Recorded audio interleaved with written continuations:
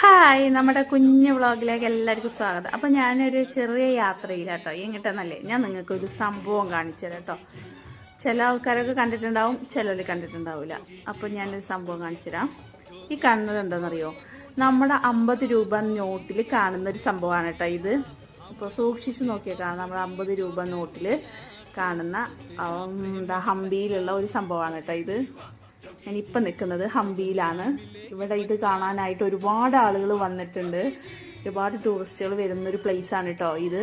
കണ്ടോ, ഇത് 50 രൂപ. ഞാൻ 50 രൂപൻ്റെ ഒരു ഇതും കൂടി കാണിച്ചു തരാം. അപ്പോൾ ഇതിൽ നിങ്ങൾക്ക് ശരിക്കും മനസ്സിലാവും.